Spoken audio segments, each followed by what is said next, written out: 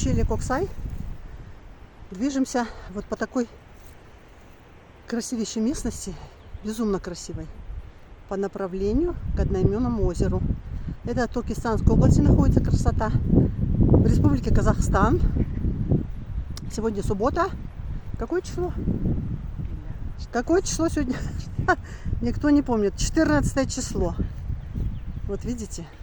Вот 14 июня 2025 года. Вот по этой невероятно красивой дороге мы продвигаемся к далекому озеру Коксай, Казахстан.